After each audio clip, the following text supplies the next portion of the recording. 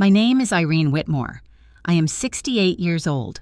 For 40 years, I worked as a school librarian in a small Midwestern town. People used to describe me as gentle, dependable, the sort of woman who kept the foundations of her family steady without ever raising her voice. Now I sit here in a banquet hall filled with golden lights and 50 witnesses, waiting for my son's fiancée to finish tearing me apart.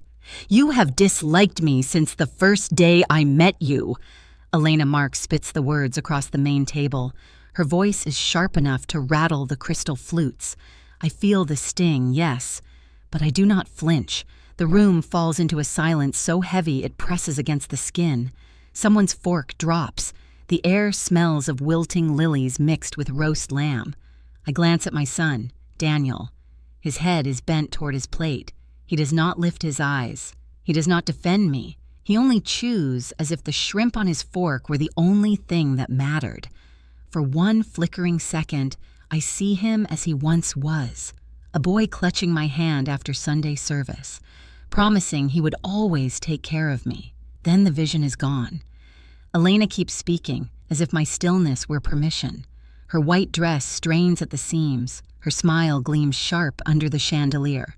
"After the wedding, we need the whole house to ourselves. Your mother can go to a facility. It is what's best for everyone." The guests exchange glances. Margaret Hayes, my neighbor for 3 decades, lowers her gaze in pity. Frank, the butcher from the corner shop, clenches his jaw. But no one speaks. No one interrupts. Inside me, something quiet shifts. For months, I have been preparing for this moment, yet the cruelty of hearing it aloud in public still cuts like glass. I rest both hands on the white tablecloth. They are steady. My pearl ring catches the light. I do not raise my voice. I do not return insult for insult. I simply breathe. "You all see it," Elena says, pointing at me as if I were a broken statue. She wanders the halls like a ghost. She bangs pots and pans at dawn. She's nothing but a burden. The cruelty washes over me like cold water. My cheeks burn, but my lips curve into the faintest smile. She believes she has cornered me. Daniel believes I will yield. The guests believe I will break. None of them know the truth. I reach for the small lace handkerchief folded neatly in my lap. My late husband gave it to me on our 20th anniversary. For years, it has been my anchor, a reminder that silence can be strength. I dab the corners of my mouth, then look toward the master of ceremonies standing near the sound system. He meets my eyes. He nods. He knows what we rehearsed. "Ladies and gentlemen," his voice carries warmly, "the mother of the groom has prepared a very special surprise, a gift for the couple, one they will never forget." Elena's painted smile falters. Daniel finally looks up, his face pale. The lights dim. The chatter ceases. All say, eyes turn to the enormous screen at the end of the hall. The first images appear, soft and harmless, photographs of Daniel as a child, blowing out candles, running across the yard with a toy airplane. Guests smile, relieved. For a moment, even Elena relaxes, but I do not look at the screen. I watch her. I watch the moment when confidence drains from her face. Because I know what comes next. For 3 months, I have been gathering proof. For 3 months, I have hidden my pain behind silence. For 3 months, I have waited for this exact moment. They thought I was powerless. They thought I had no choice. They thought they had cornered me. They had no idea the video about to play would change everything. When the lights dimmed and the first photographs of Daniel's childhood flickered across the screen, I felt the weight of every year behind me. To understand why I sat there so still, why my smile did not waver even as my son's fiancée tried to erase me from my own life, you need to know who I am and what shaped me. My name is Irene Whitmore. I am 68 years old. I am a widow. For more than 4 decades, my life was a string of quiet sacrifices that no one applauded but that held a family together. I married young at 23. My husband, Thomas, had a gentle laugh and a weak heart. We met at the county fair. He bought me lemonade and told me he had never met anyone who looked more at home under the summer sky. He was a mechanic, good with engines, and I was a school librarian, good with silence. Together we dreamed of a simple life, a small house, a garden in the back, and one child who would know the meaning of love and stability. When Daniel was born, the world seemed brighter, but within a few years, Thomas's health began to fail. The doctors said his heart would not carry him into old age. I worked double shifts at the library, checked out books with a smile, then rushed home to cook meals, wash sheets damp with sweat, and keep my husband comfortable. I learned the smell of hospitals, the hum of machines, the way medical bills pile like bricks at your door. Through all of it, I kept going. Because love is not loud, love is not glamorous. Love is getting up at 5 in the morning to make oatmeal before the bus comes. Love is sewing buttons back on shirts by the dim kitchen light. When Thomas passed, Daniel was still young. He looked at me with wide, wet eyes and asked if we would be all right. I told him yes. I told him I would always be there, and I meant it. From that day forward, my life revolved around making sure Daniel never felt the absence of a father too deeply. I worked late but still packed his lunch. I saved pennies but still bought him secondhand sneakers that looked new enough. I cheered at his baseball games, clapped at his recitals, and whispered prayers every night that he would grow up kind. In all those years, I kept one thing close, a lace handkerchief embroidered with small flowers. Thomas gave it to me on our 20th anniversary. "So, you'll always have something soft," he said, pressing it into my hand with a smile. That handkerchief traveled with me everywhere. I used it to wipe Daniel's tears when he scraped his knee. I used it to cover my own mouth in the hospital corridor the night Thomas slipped away. I folded it carefully and tucked it into my pocket during every important moment, as though it carried the memory of strength I once borrowed from my husband. People in town saw me as steady, dependable. They called me the quiet widow, the one who always carried herself with dignity, the one who never asked for help though she gave it freely. When neighbors needed a babysitter, I said yes. When the church needed volunteers, I signed up. I never complained, even when exhaustion tugged at my bones. Perhaps that is why no one expected me to fight back now. They mistook silence for weakness, but I have always known that silence can be armor. It can be a shield against pity and judgment. It can be the space where plans take root. While others talk and posture, the silent one observes, remembers, gathers every detail. That has always been my way. So on the night of the engagement dinner, when Elena's words cut across the hall like knives, I clutched the folded lace handkerchief in my lap. To her, it was a scrap of old fabric. To me, it was the weight of a promise, a reminder that my life had been built on resilience, not on the approval of a crowd. I think often of the years when Daniel was small, when he would crawl into my bed on stormy nights and whisper, "Don't worry, Mom, I'll take care of you." I believed him then. I believed those words would stretch across decades. That faith kept me going through loneliness, through widowhood, through the hollow ache of empty rooms. I thought I had raised a son who would stand beside me. Perhaps that was my mistake, or perhaps it was the cruel hand of time and influence. But as I sat at that table, listening to Elena announce my exile, I knew one thing with absolute clarity.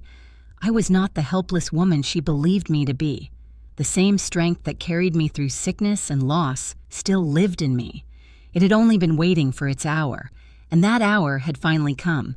The pictures on the screen glowed with Daniel's childhood, and as I watched the guests lean in with warm smiles, I could not help drifting back to those earlier years. To understand the distance between the boy he once was and the man who sat beside me at the engagement dinner, you must see the journey in full. For the Daniel I remember was kind. He was warm. He was the kind of son who made me believe my sacrifices had been worth everything.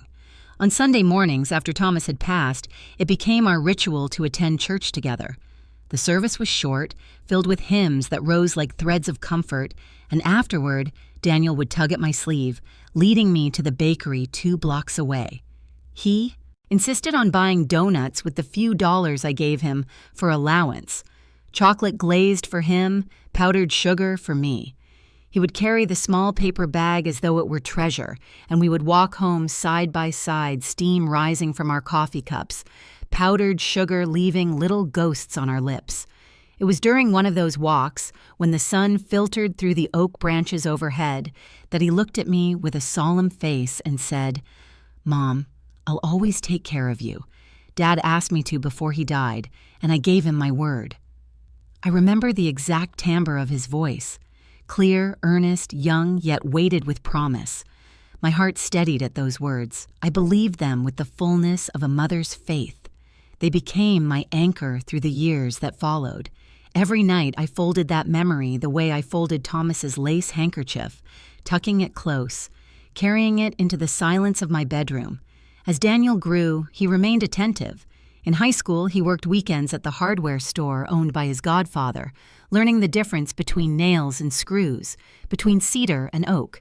He came home smelling of sawdust and oil, tired but cheerful, and we would sit in the kitchen drinking cocoa. He told me stories about customers, about tools he wanted to buy, about dreams of someday owning his own shop. He made me laugh with his imitations of gruff old men who could not decide on paint colors. He made me proud. Even in college, when he moved into a small apartment downtown, he still visited every Sunday. He never failed to show up, carrying donuts, sometimes flowers, often coffee ground fresh from the cafe near campus. He would set the bag on the kitchen table, press a kiss to my forehead, and say, "See, Mom, I told you. I will take care of you." Those Sundays were sacred. They were proof that I had raised a good man, proof that even without a father, he had chosen to honor the best parts of Thomas. When the church bells rang in the distance and the kitchen smelled of coffee and sugar, I felt safe, I felt less alone. But life is not a story that holds steady. It is more like a river that seems calm until the current changes. The first shift came when the hardware store went under. His godfather could not keep up with the bigger chains, and within months, the business shuttered. Daniel was 30 then. He carried his boxes out of the shop with trembling hands, his face pale. He came to my door that night with red-rimmed eyes and 2 suitcases. "It's just for a few months, Mom," he said, "until I get back on my feet." Of course I welcomed him. How could I not? He was my son, my only family. The house felt too large without him anyway, and I thought foolishly that his return would bring back the closeness of our Sundays. At first, it seemed almost true. We watched television together in the evenings. I cooked his favorite meals, meatloaf and mashed potatoes, and he carried in heavy groceries. He promised me it was temporary. He said interviews were lined up. He said the opportunity was just around the corner. But weeks stretched into months. The spark in his eyes dimmed. The alarm clock no longer rang early. Instead of job applications, there were long afternoons with beer bottles sweating on the counter, long nights with the blue glow of his phone. The job market was cruel, he told me. Employers wanted young men fluent in computers, not someone who knew how to fix a hinge. "This town has no opportunities, Mom," he said one evening, his tone sharp. I tried to encourage him. I reminded him of his talents, his steadiness, his kindness. I told him storms pass, that patience and persistence matter. But inside, fear gnawed. Something was shifting in him. A shadow was seeping through the cracks, and I could not stop it. There is a line burned into my memory from those days. I whispered it to myself as I washed dishes late at night, listening to Daniel's heavy steps overhead. I told myself, it's only a storm. I didn't see the flood coming, because the truth is, storms test foundations, but floods sweep them away. I had built my life on the certainty that my son's promise would never falter. I did not know how fragile that certainty was until it began to erode, grain by grain, under the weight of disappointment and bitterness. He stopped visiting the bakery. He stopped coming to church. He stopped bringing home donuts. The rituals that once bound us unraveled quietly. I held the lace handkerchief one morning, remembering Thomas's words about something soft, and realized that softness was leaving my home. In its place came sharpness, complaints, a restlessness I did not recognize. Yet I clung to hope. I reminded myself that the boy who once promised to care for me was still inside him. I convinced myself that if I just waited, if I just believed hard enough, he would find his way back. After all, wasn't motherhood about patience? about giving more chances than the world ever would. Looking back now, I see my mistake. Hope without boundaries can be a trap. Love without discernment can blind. What I called patience was sometimes fear of admitting that my son was changing in ways that might break me. But at the time, I could not let go of the image of the boy with powdered sugar on his lips, clutching my hand after church, whispering a promise under the oak trees. That image was my shield, even as cracks spread beneath my feet. The guests at the engagement dinner saw only a silent, aging woman in a green dress. They did not see the years of donuts and promises, the Sundays that once made my life feel whole. They did not see how much had been lost between the boy and the man who sat beside me, silent while his fiancée humiliated me. They only saw the silence. They mistook it for defeat. They did not know it was the silence of someone who had survived storms before, someone who had learned to wait for the right moment to act. And, as the photographs faded on the screen that night, I knew the story of my son had already shifted beyond recognition. He was no longer the boy I remembered. He was someone else entirely. I still remember the evening Daniel brought her home for the first time. Her name was Elena Marks. She stepped through my doorway in a fitted dress that looked more suited to a cocktail party than a simple dinner with family. Her heels clicked sharply against the old wood floors, and her perfume filled the narrow hallway before she even spoke a word. Elena was beautiful. No one could deny it. Not just in the way her auburn hair caught the light, or how her lips curved with practiced ease, but in the way she carried herself, as though the entire world had already said yes to her. There was ambition in her eyes, sharp as polished glass. She looked at my home not as a place of warmth, but as a setting to be judged. Her gaze swept the living room. She noticed the curtains, faded floral patterns I had hung up decades ago when Thomas was still alive. She glanced at the worn wooden coffee table where Daniel had once spread his homework. Her eyes lingered on the family photo albums, stacked neatly on the sideboard, their covers frayed from years of use.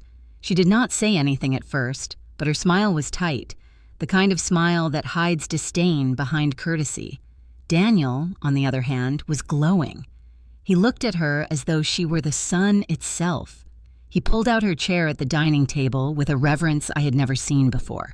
He poured her a glass of water as if it were fine wine. I watched him, the way he leaned forward when she spoke, the way his eyes followed every movement of hers. My son, who once promised to protect me, now looked like a man under a spell. During dinner, I tried to make conversation. I asked about her work. She told me she was a paralegal at a law firm downtown. Her father owned several boutiques, she said, and her family spent summers at their beach house. She spoke quickly, filling the air with stories of expensive restaurants, friends who traveled abroad, the latest fashion she admired. Daniel hung on every word, nodding, laughing, repeating phrases back as though he wanted to memorize them. Then came the first remark that pierced deeper than it appeared. I had served chicken casserole, one of Daniel's favorites since boyhood. Elena took a small bite, set her fork down delicately, and smiled at me. "This is lovely, Mrs. Whitmore. It tastes traditional." She let the word linger just a beat too long, as though it were synonymous with outdated. Her eyes flicked toward Daniel, and he gave a nervous laugh, not daring to contradict her. Later, when I poured coffee, she looked around the room again. Her gaze landed on the lace handkerchief folded beside my cup, and her smile tightened once more. "That's very quaint," she said softly. "Things like that must mean so much to you." The tone was polite on the surface, but underneath I heard the judgment. To her, my treasures were clutter. To her, memory was a weakness. I noticed Margaret Hayes, my neighbor, standing by the fence outside as Elena left that night. Margaret had dropped by to return a borrowed dish, but she lingered long enough to watch the way Elena stepped into her car without so much as a thank you. Margaret caught my eye and gave the smallest shake of her head. She did not need to speak. That gesture was enough. Inside, I sat at the table long after they drove away, tracing the rim of my coffee cup with one finger. I told myself it was only first impressions, that I should not judge too quickly. But deep down, something unsettled me. The handkerchief in my lap felt heavier than usual, as though Thomas himself were warning me that this woman would not be kind. That night, I folded the handkerchief slowly and whispered into the quiet kitchen, "Stay soft, Irene. Stay steady." I still believed patience could protect what love had begun to erode. I still believed Daniel would remember who he had been. But Elena's shadow had already crossed our threshold. The weeks after Elena's first visit passed quietly, but the quiet was not the same as before. It carried an edge, like the air before a storm. I noticed it first in small ways, little comments Daniel made without realizing their weight. "Mom, Elena says you use too much salt," he mentioned one evening as I set his plate on the table. His voice was casual, but the words lodged deep.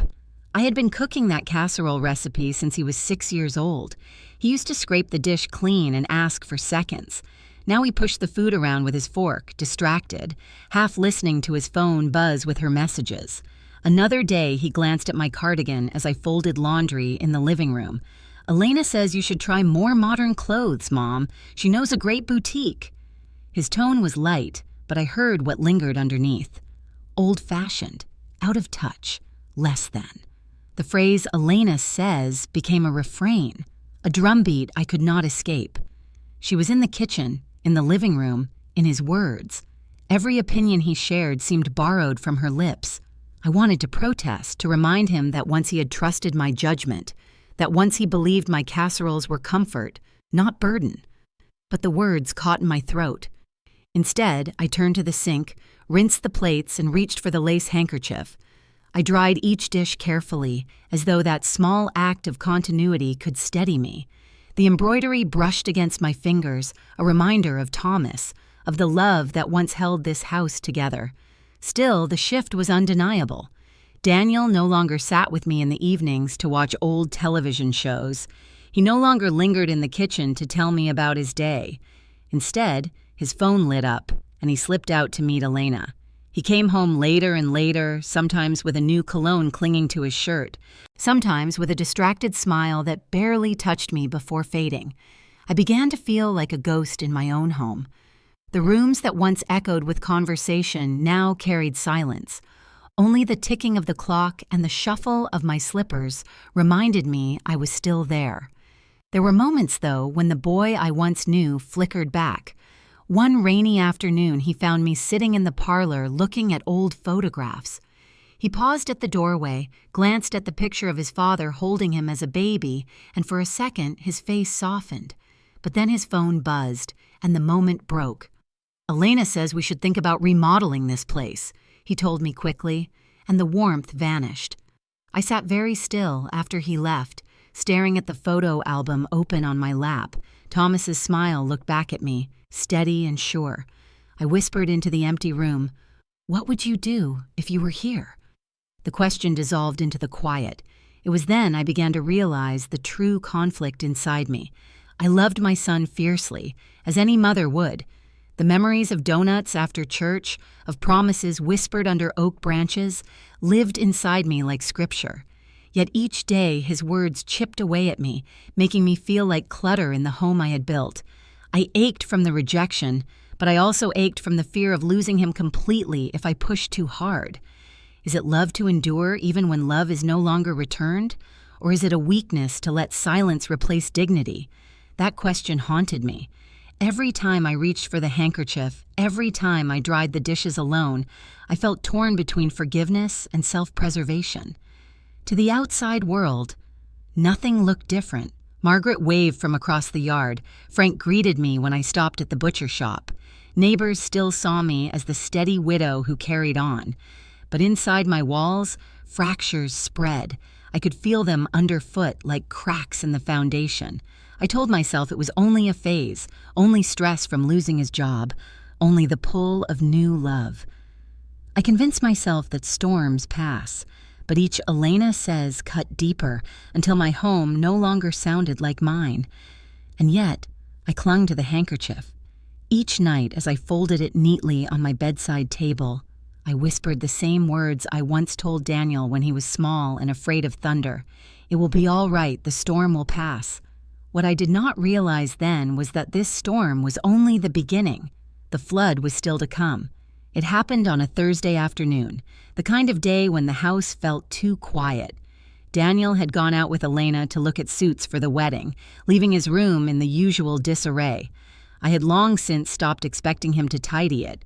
Still, out of habit more than hope, I went upstairs to make the bed and gather the laundry.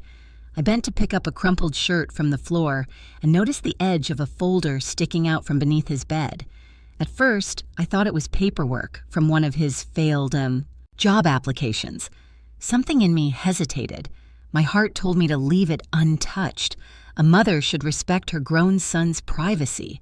But another voice, quieter yet stronger, urged me to look. I pulled the folder into the light. My name was written across the top in bold letters. Seeing my own name in his handwriting made my stomach twist. With trembling fingers, I opened it. The first document was a loan agreement from the bank. I skimmed the pages, my pulse quickening, until I reached the signature line. My eyes froze. There it was. My name, written in neat cursive, but not by my hand, forged. My son had placed my house as collateral for a $20,000 loan. My house, the home Thomas and I bought with decades of sweat, the roof under which Daniel had been born. I dropped the paper onto the bedspread as if it burned. My chest tightened and I pressed a hand against my heart, convinced for a moment that it might stop altogether. The betrayal was sharp, a blade sliding cleanly between ribs. I forced myself to keep reading. The folder contained more than just the loan. There was a list of nursing homes neatly printed, with prices and details scribbled in Daniel's handwriting. One name was circled twice, Oakview, $3,200 per month. Notes beside it, close to hospital, affordable. I stared at the yellow highlight marking that line, my vision blurring. My son was planning my exile, reducing my life to a monthly expense. My hands shook as I turned another page. It was a letter, handwritten in elegant script. I recognized Elena's hand at once. "My love," it began, "I already spoke with my parents and they agreed. After the wedding, your mom cannot keep living with us. It is impossible to start a new family with an old woman in the house. Oakview looks very nice. They have nurses and activities to keep her busy. We can sell some of her furniture to pay for the first few months. Don't feel guilty. This is for the best." I read those lines again and again, each word pressing harder into my chest. Old woman, cannot live with us. Don't feel guilty. I thought of the promises Daniel once made under the oak trees. The promises whispered with powdered sugar still on his lips. "I'll always take care of you, Mom." And now here, in black and white, was the truth. He had not just forgotten, he had betrayed. He had broken the vow he gave his father on his deathbed. The handkerchief slipped from my lap to the floor. I bent to pick it up, clutching it so tightly that the lace tore under my fingers. My breaths came shallow, uneven. The quiet of the room pressed against me until I thought I might suffocate. For long minutes, I sat on the edge of the bed, the papers spread out like ashes around me. I could hear the faint hum of traffic outside, the call of a bird in the distance, life moving forward while mine seemed to have cracked in half. Unspoken words filled the room. My son, my only son, had chosen her over me. Not just chosen her, but plotted with her to erase me, to take everything I had built and strip me down to nothing. The lace handkerchief, the one Thomas had pressed into my hands decades ago, was damp with sweat and tears. I pressed it to my lips and whispered the truth aloud for the first time. "You broke your promise, Daniel. You broke it to me, and you broke it to your father." It felt like mourning. Not the sharp pain of death, but the heavy ache of realizing someone you love is gone, even though they still breathe under the same roof. I wanted to scream, to confront him the moment he walked through the door. But something deeper than anger told me to wait. I'd been silent before, when Thomas was ill, when money was short, when grief seemed unbearable. Silence had taught me patience, and patience had kept me alive. So I gathered the papers, slid them back into the folder, and returned it to its place beneath the bed. My hands were still trembling, but my voice, when I finally spoke into the empty room, was calm. This is not the end of me. I carried the weight of that discovery into the kitchen. The folder remained under his bed, but its contents burned in my mind. Forged signatures, lists of nursing homes. Elena's letter dripped with cruelty. My chest felt hollow, as if someone had scooped out the heart I had spent 68 years protecting. I sank into the wooden chair by the table. The kitchen clock ticked steadily above me, its pendulum swinging like a metronome of sorrow. A thin shaft of light from the clock's glass face cut across the table, illuminating the lace handkerchief in my lap. My hands gripped it tightly, but no amount of pressure could stop the trembling. For the first time in years, I wept without restraint. My sobs echoed softly against the tiled walls, mingling with the faint hum of the refrigerator. Tears fell onto the tablecloth, darkening the fabric in small circles. I pressed the handkerchief to my face, remembering the day Thomas had given it to me. "So you'll always have something soft," he had said, but softness now felt like a weakness. The ache was not only for myself, it was for Daniel, for the boy he had been, the boy who once promised under the oak trees that he would always take care of me. That boy had vanished, replaced by a man who saw me as nothing more than an obstacle, a financial inconvenience. My tears were not only grief, they were also a kind of burial. I don't know how long I sat there, rocking slightly, clutching the handkerchief as though it could anchor me to the world. Minutes or hours, it all blurred together. The silence around me was so complete that I could hear my own heartbeat, racing and uneven. Then the sound of footsteps outside. Daniel was home. I wiped my cheeks quickly, forcing the tears away. I ran the handkerchief under cool water and pressed it against my face until the redness faded. When the door opened, I was all ready. Standing at the counter, rinsing dishes as though nothing had happened. "Hey, Mom," Daniel said, his voice casual, almost cheerful. He set his keys on the counter, unaware of the storm he had left in my chest. "We found a great suit today. Elena says the navy one makes me look sharper." I turned, meeting his eyes for a brief moment. I wanted to scream, to tell him I knew, to shake the truth in front of him like a lantern. But I only smiled faintly. "That's nice, Daniel," I said softly, my tone even. "I'm glad you found something you like."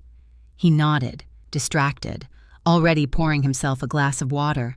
He didn't notice the stiffness in my posture, the way my hands clenched behind the dish towel. He didn't see the faint tremor still in my fingers. Inside me, something shifted. The tears had washed away more than sorrow. They had carved space for something harder, something sharper. That night, sitting alone in the kitchen, I felt the victim in me die. A strategist was born. It was not revenge that filled me. It was clarity. For years, I had lived under the illusion that silence was merely endurance. But silence, when used with intention, could also be preparation. I understood now that if Daniel and Elena wanted to play cruelly, then I would need to play wisely. I folded the handkerchief carefully and set it on the table. It no longer felt like a fragile keepsake. It felt like a standard, a quiet reminder of who I had been and who I would need to become.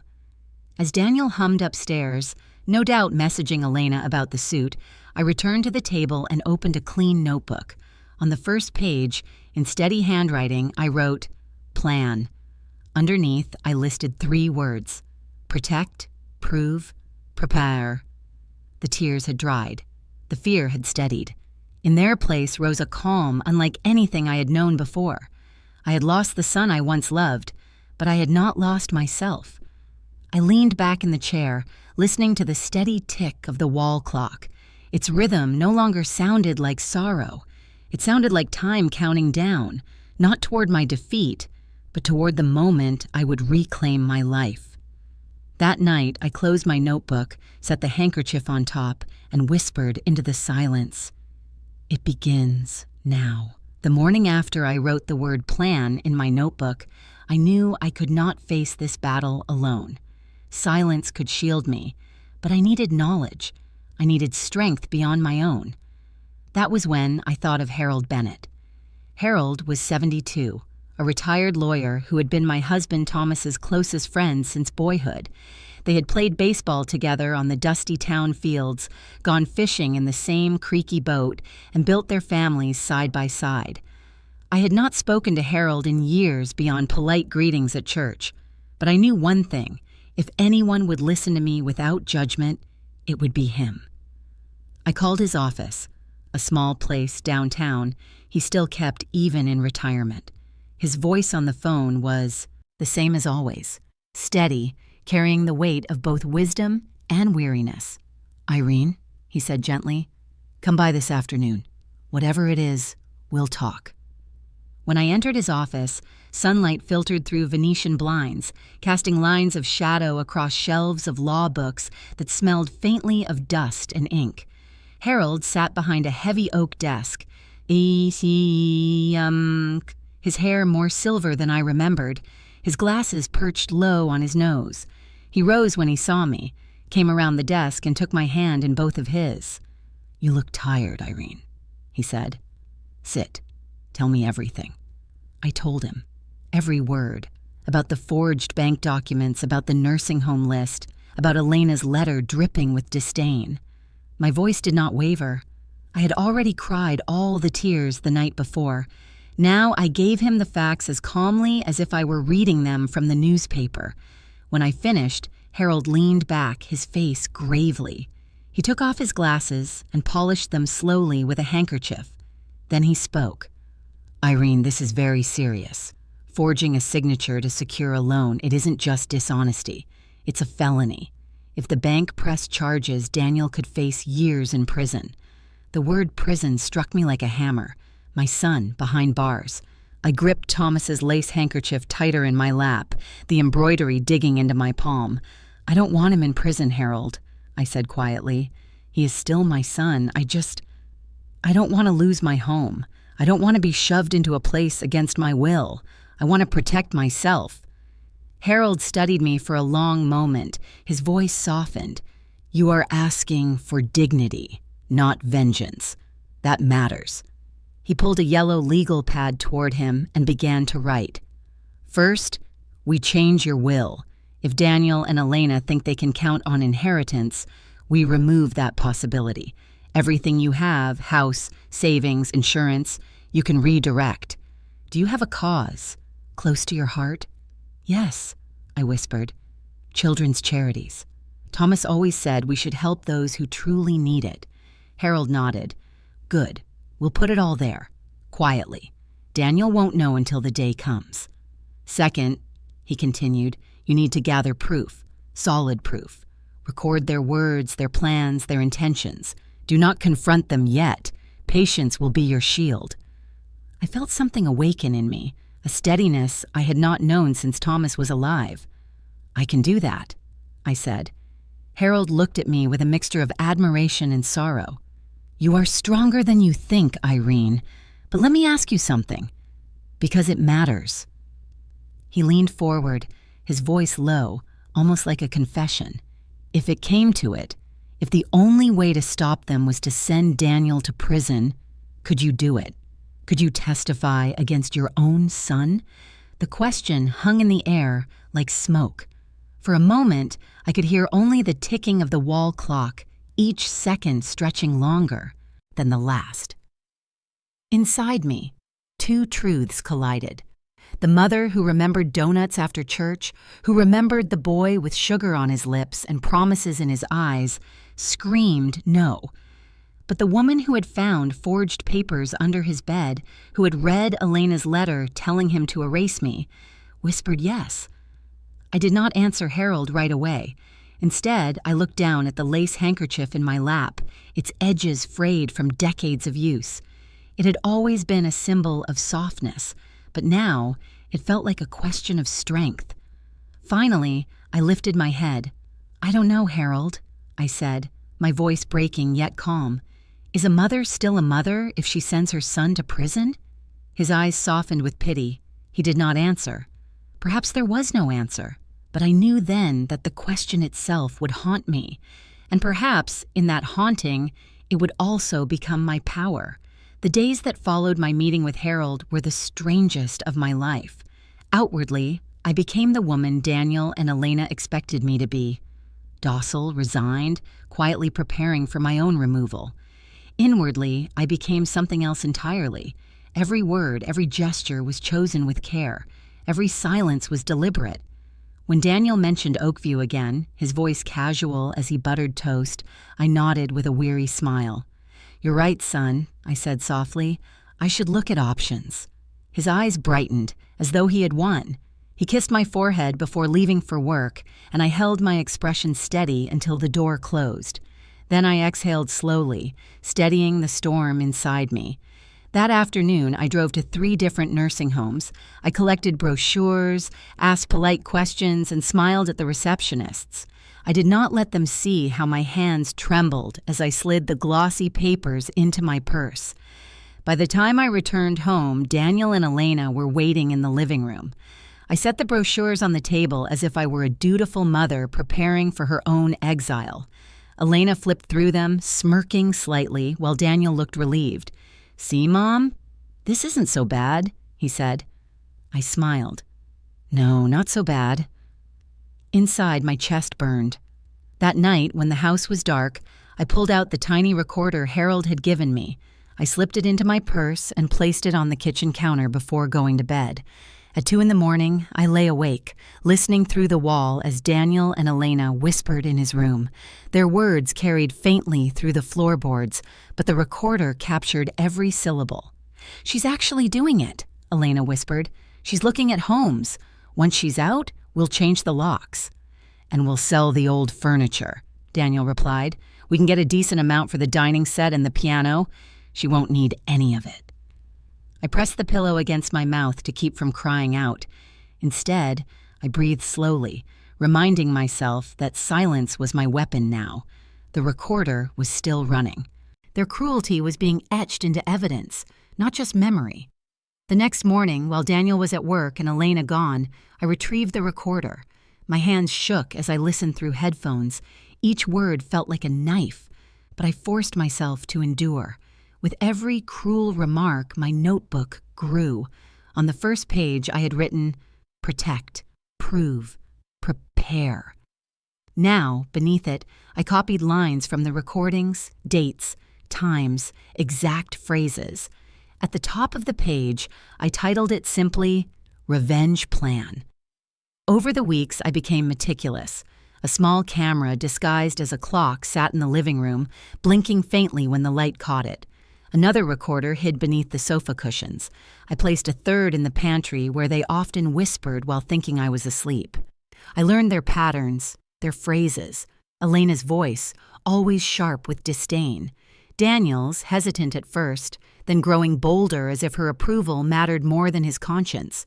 "After the wedding, we'll remodel the whole place," Elena said one evening. "Fresh paint, new floors, no trace of her left." Daniel laughed, a sound that once brought me comfort but now chilled me. "She'll be happier at Oakview anyway. She doesn't belong here anymore." I wrote the words down, every one of them. During the day, I kept my performance flawless. I circled listings in the newspaper, sighed heavily while looking at brochures, even asked Daniel to drive me to a home just to see it. He agreed eagerly, and Elena praised my practicality. All the while, my heart remained steady, my silence unbroken. At night, though, in the solitude of my room, I let the truth wash over me. I listened to the recordings, updated my notebook, and folded Thomas's lace handkerchief neatly on the page before closing it. It was my ritual, my way of reminding myself that I was not alone. His memory was beside me, and so was the strength I had discovered. Neighbors noticed nothing. Margaret waved from her garden, offering tomatoes from her vines. I accepted them with gratitude, though she studied my face with quiet concern. I said little. Some truths could not yet be spoken aloud. 3 months passed like this, 3 months of nodding, smiling, pretending. 3 months of silence was not surrender, but strategy. The Irene they thought they had defeated was gone. In her place was a woman with a plan, a woman recording every step of their betrayal, waiting for the moment to turn their cruelty into their undoing. When I closed my notebook one night, the words I had written glowed under the lamplight. Protect, prove, prepare. The storm outside had grown fierce, but I no longer feared it. I had learned to stand in the eye of it, calm, unshaken, waiting for the exact moment when silence would speak louder than any scream. The idea did not arrive all at once. It came to me in fragments, like pieces of a puzzle falling quietly into place. The final push, however, came from Elena, herself. One evening, as I sat in the corner of the living room pretending to flip through a nursing home brochure, Elena floated in wearing a new white dress. She twirled once in front of Daniel, laughing. "Our wedding will be unforgettable," she said, her voice dripping with triumph. Daniel pulled her close, nodding. "Yes, unforgettable." I looked down at the lace handkerchief in my lap, tracing the embroidery with my thumb. In that moment, a thought sparked in me like a flame catching dry wood. Unforgettable, she had said. Yes, unforgettable indeed, but not for the reasons she imagined. That night, after they had gone upstairs, I sat at my kitchen table with my notebook open. The words came to me clearly, almost as though Thomas himself whispered them from beyond. Show them. Show everyone. I called Harold the next morning. His steady voice carried a mixture of caution and curiosity as I explained my plan. "You want to make a video?" he repeated, adjusting his glasses. "Yes," I told him firmly. "Not just any video. A story. My story. Their story. It begins like a tribute, something they would expect from a mother at her son's wedding. Pictures of Daniel as a boy, family meals, his father holding him proudly. Let them think it is love. And then I paused, steadying my breath. Then the truth, the forged papers, the recordings, Elena's letter, everything. For the first time in weeks, Harold laughed, a low, surprised sound. "Irene, this is diabolical, but it is brilliant." He agreed to help me find someone discreet, a young video editor he trusted, someone who had worked on sensitive divorce cases. That afternoon, Harold introduced me to a man named Samuel, no more than 30, with a quiet demeanor and sharp eyes. He listened as I explained, his hands folded, his expression unreadable. When I finished, he leaned back in his chair. "What you're describing is powerful. It's not just evidence. It's a theater. If we do this right, it will devastate them." "I don't want devastation for its own sake," I replied. "I want truth. I want everyone to see who they really are. They hide behind smiles and small talk, but their cruelty should not live in the shadows." Samuel nodded. "Then we'll build it carefully. A slow build, then an explosion. That's how you land a blow they'll never recover from." We began gathering the materials. I handed over photographs of Daniel as a child, birthday cakes with candles, trips to the lake, the three of us sitting in the church pews, Thomas's proud hand resting on Daniel's shoulder. Each picture was a reminder of what once was, what had been destroyed by greed and betrayal.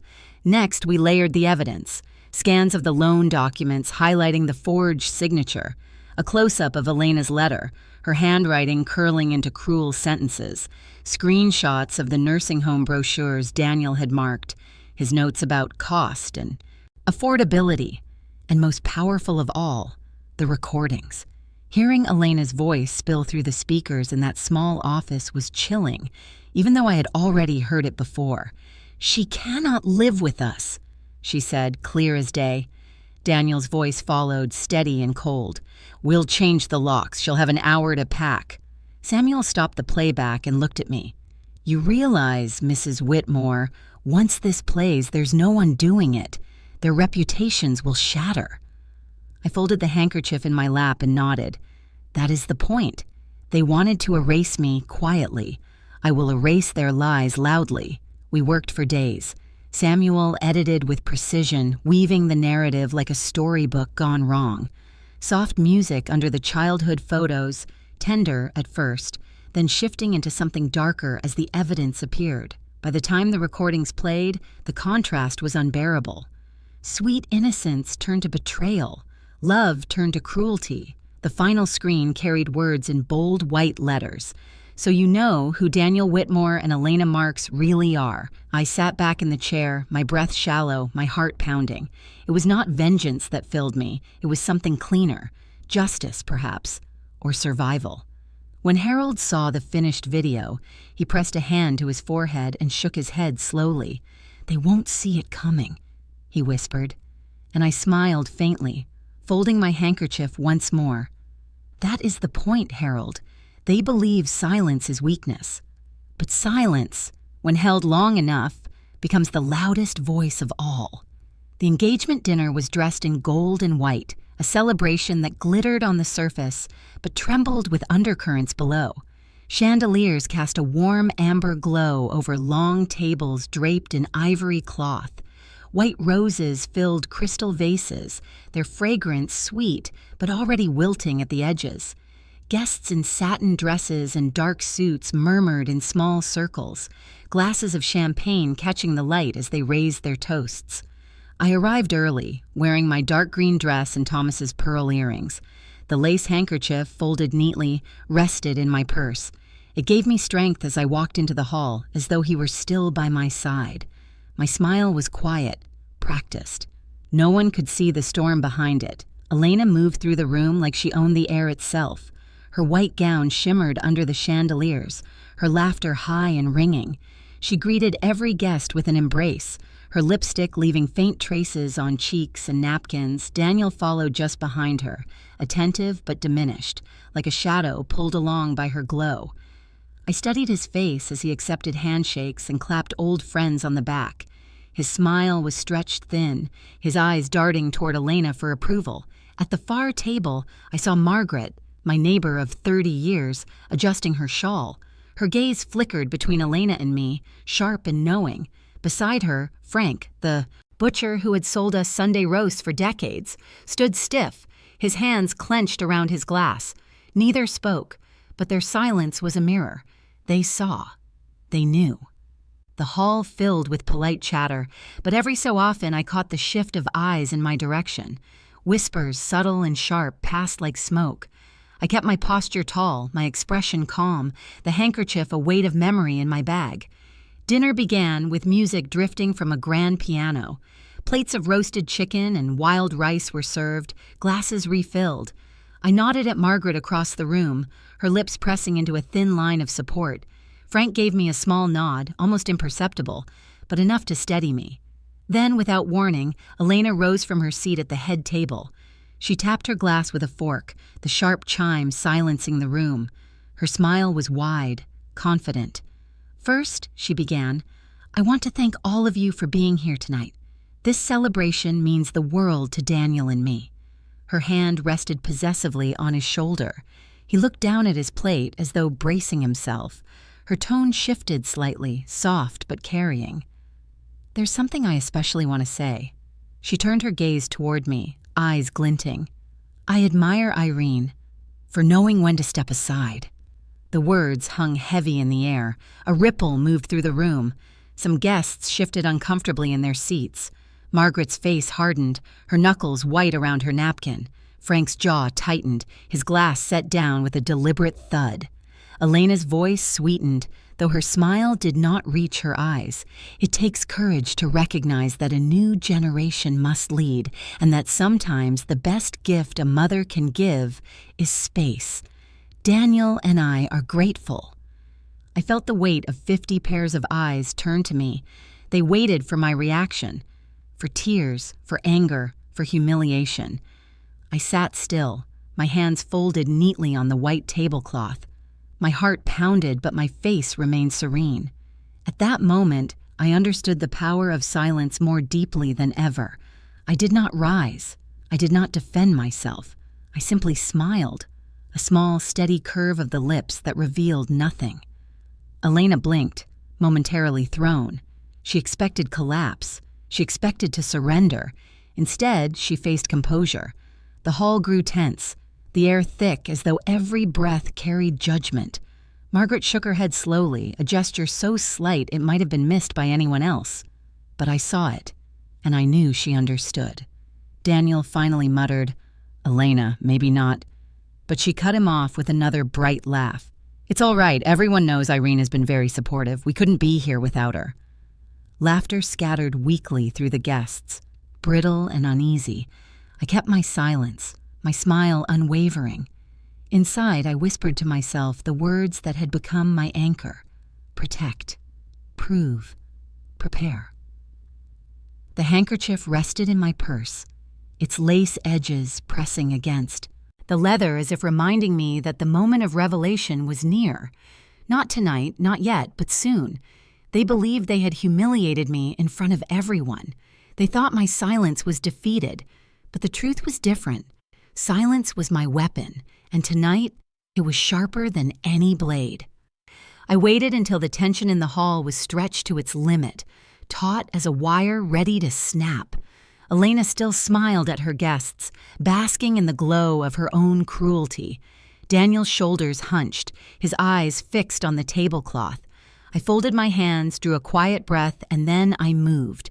With the smallest gesture, my right hand rising from my lap, I caught the attention of Mr. Davies, the master of ceremonies.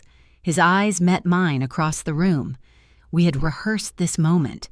He gave a single nod. "Ladies and gentlemen," his voice carried warmly through the microphone, "Mrs. Irene Whitmore, the mother of the groom, has prepared a very special surprise for this evening." The lights dimmed. The hall fell silent.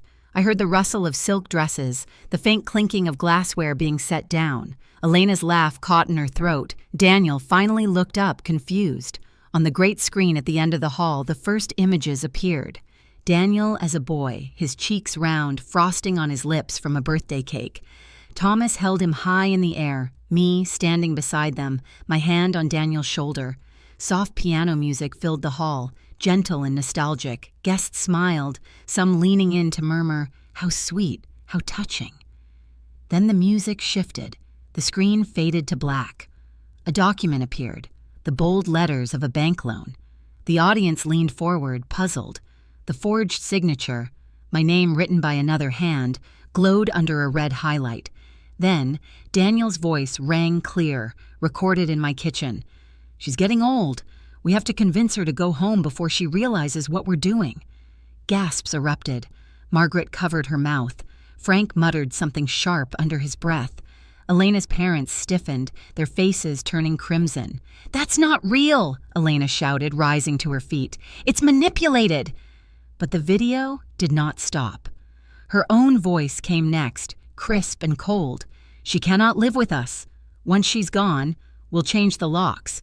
Give her an hour to pack the basics. The rest we sell." The hall was silent except for the recording. The words were knives, cutting through the facade she had worn like a crown. "No!" Daniel tried to stand. "Turn it off. This is private." I rose slowly, my hand resting lightly on the back of my chair. My voice was calm, steady. "No more private whispers," I said clearly, the words carrying through the stunned silence. "Let the truth speak." The video continued. Brochures of nursing homes appeared on the screen, highlighted notes about costs, the phrase Oakview $3,200 scrawled in Daniel's hand. Then Elena's letter filled the frame, her writing elegant and cruel. "It's impossible to start a family with an old woman in the house. Don't feel guilty. This is for the best." Guests shifted, some turning away in disgust. Others glared at Daniel and Elena with disbelief. Elena's father stood abruptly, his face pale.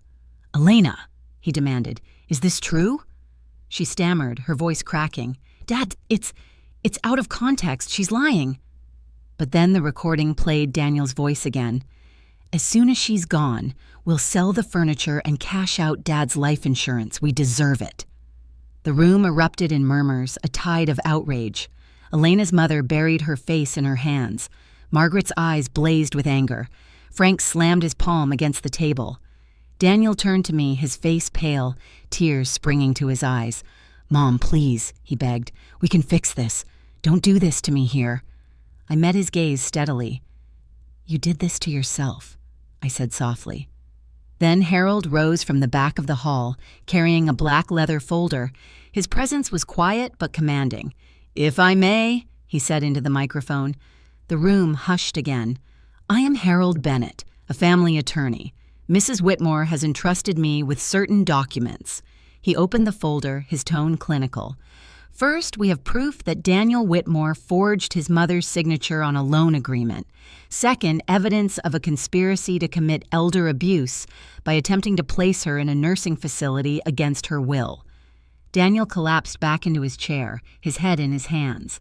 Elena stood rigid, her face drained of all color. Harold continued, "Mrs. Whitmore has also amended her will. Effective 2 months ago, Daniel Whitmore is no longer her heir. All assets are now directed to charitable causes. Furthermore, protective measures are in place. Any attempt to approach or harass her will trigger immediate legal action." The power in the room shifted then. No longer was I the silent, humiliated mother. I stood tall, shoulders straight, the handkerchief in my hand a banner of endurance. The guests looked at me not with pity, but with respect. For the first time in years, I was no longer the one on trial in whispers. Daniel and Elena were, and the evidence spoke louder than any denial. The truth, once hidden, now blazed across the screen for all to see. The hall emptied that night in a storm of whispers and shame. Daniel and Elena left without looking back, their shoulders heavy under the weight of what had been revealed. I stood still, my handkerchief folded in my palm, my silence the last word. For once, the silence was not a shield. It was victory. 3 days later, a moving truck pulled into my driveway. Daniel came with 2 friends, his eyes red, his face drawn. He did not speak to me, nor did he meet my gaze. He carried his boxes out of the house he had once called home, the house he had tried to steal. Elena did not come at all. Perhaps she had too much pride, or perhaps she had already chosen to vanish into another world that would let her play queen. Either way, she was gone. When the last box was carried away, the silence in my house was complete, but it was no longer the suffocating silence of fear. It was a silence that belonged to me. The air felt lighter, the walls no longer pressed in on me. That evening, I called a locksmith. New locks, new keys. I wanted no shadows lingering, no echoes of betrayal rattling my doors. When the locksmith left, I stood at the threshold, the cool brass key heavy in my palm. It gleamed under the porch light, and I felt as though I had unlocked not just my door, but myself. In the weeks that followed, I began to reclaim my home. I planted rose bushes along the fence line, their roots digging deep into soil that had been neglected. I painted the front door a warm shade of blue. I rearranged the furniture, choosing not to leave space for the ghosts of betrayal. The piano that Daniel once spoke of selling stayed, its polished wood glowing once more. One morning, as I opened the drawer of my bedside table, I lifted the lace handkerchief that had carried me through the darkest months. I held it gently, tracing the frayed embroidery with my finger. It had been my anchor, the last gift from Thomas, the reminder that love, real love, does not vanish even when people do. I folded it carefully and placed it in the back of the drawer. Then I laid a new handkerchief in its place. Crisp, clean, the threads untouched. It was not a replacement. It was the beginning. That spring, I bought a train ticket to Chicago. I had never traveled alone so far, never dared step outside the orbit of family and obligation. But as the train pulled away from the station, I watched the fields pass by in streaks of green and gold, and I felt free. I walked the streets of the city, ate at small cafes, visited museums, and sat in parks where no one knew my name. Each step reminded me that I was not only a widow, not only a mother, not only the victim of betrayal. I was Irene Whitmore, a woman who had endured and emerged whole. When I returned home, the roses were blooming, their petals bright against the fence. The house smelled of fresh paint and open windows. For the first time in years, I felt safe. I brewed myself a cup of tea, the steam rising gently, the morning sun spilling across the kitchen floor. I stood at the window, watching the light stretch over the garden, and I thought of everything that had passed. They had believed I was finished, that I was too weak to resist. They thought silence meant surrender. But the truth was simple. I was never finished. I was only waiting. I carried that thought with me as I sipped my tea, letting the warmth steady me. And now, I turn to you, whoever is listening to my story. If you were me, would you forgive, or would you walk away forever? The answer may not be simple. Forgiveness can be a door, but sometimes walking away is the only path to peace. For me, the choice was clear. The sun climbed higher, spilling gold across the walls. I breathed deeply, the air crisp with spring. My heart was steady, my home my own. For the first time in years, I felt whole. The day had begun again. So had I.